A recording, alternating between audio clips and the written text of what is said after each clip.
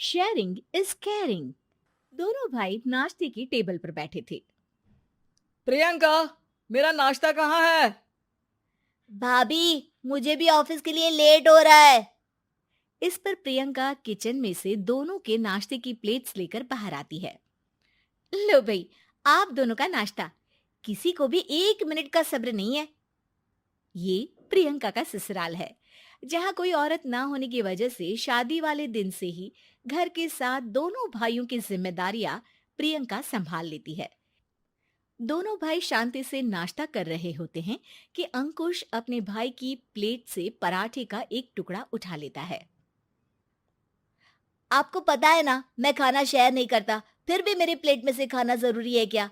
अरे हद हो गई है, मुझे नहीं खाना अब। अंकुर गुस्से में नाश्ता छोड़कर टेबल से उठ खड़ा होता है। अरे, ये कैसा बिहेवियर है अंकुर? एक टुकड़ा ही तो है। एक हो या आधा, मुझे भूख लगी है तो ये सिर्फ मेरा ही है। उसे भी किसी के साथ शेयर करने बैठा तो भूखा नहीं रह जाऊंगा। अरे बाबा ठीक है, अब इस पर भी लड़ाई। दूसरा बना देती हूँ, पर प्लीज ऐसे खाना बीच में छोड़कर मत जाओ।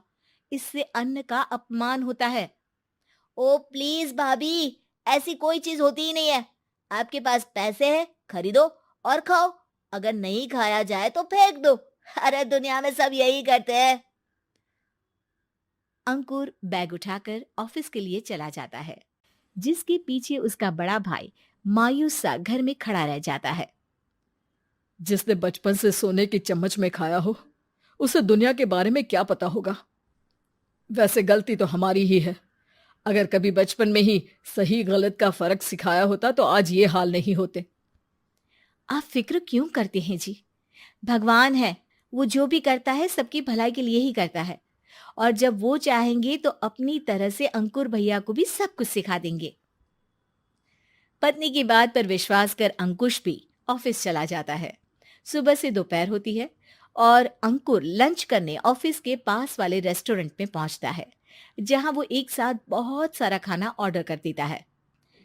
सर, क्या कोई आपको ज्वाइन करने वाला है? नहीं तो क्यों?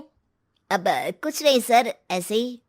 वेटर चला जाता है और कुछ देर में अंकुर का ऑर्डर लेकर वापस आता है, जिस पर अंकुर सब डिशेस में से थोड़ा थोड़ा खाकर बाकी ऐसे ही छोड़कर बिल देकर चला जाता है। वाह भगवान, तेरी माया। कहीं कोई एक एक टुकड़े के लिए तरसता रहता है और ये 5 लोगों का खाना ऑर्डर करके एक का भी पूरा नहीं खाते। पैसे वालों की माया। वेटर टेबल साफ कर बचा हुआ सारा खाना लेकर रेस्टोरेंट के पीछे घूम रहे बच्चों के पास पहुंच जाता है, जिसे देख बच्चों के चेहरे खिल उठते हैं। वाह, आज इतना सारा खाना आया। थैंक यू भैया।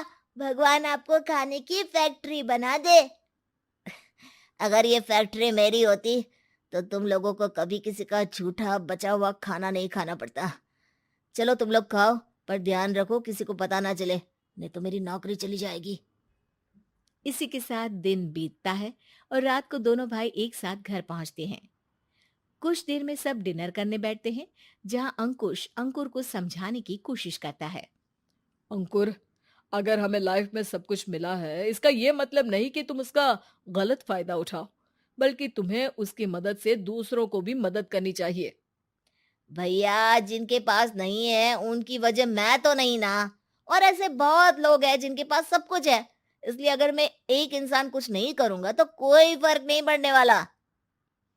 तुम्हारे भैया बस एक चीज समझाना चाहते हैं कि जिस चीज की हमारे पास कमी नहीं है, उसे बर्बाद करने से अच्छा है कि लोगों के साथ शेयर करें। इससे हम सिर्फ सामान नहीं, खुशियां भी बांटते हैं, और इसमें तुम्हारा ज्यादा कुछ तो जाएगा नहीं। भैया भाभी की बात सुन अंकुर कुछ बोले बिना उठकर चला जाता है। इसी तरह दिन बीतते रहते हैं, जिसमें अंकुश और प्रियंका कोशिश तो बहुत करते हैं, पर अंकुर पर किसी भी चीज का कोई असर नहीं पड़ता। एक दोपहर अंकुर सैंडविच खाते हुए सड़क के किनारे चल रहा होता है। तभी उसकी नजर आइसक्रीम वाले पर पड़ती है और वो सैंडविच सड़क किनारे फेंक आइसक्रीम खरीदने पहुंच जाता है। अब इसे कहते हैं जिंदगी का सुख। जैसे ही अंकुर आइसक्रीम लेकर पीछे मुड़ता है, तो एक आदमी को सड़क से वही सैंडविच उठाते हुए देखता है।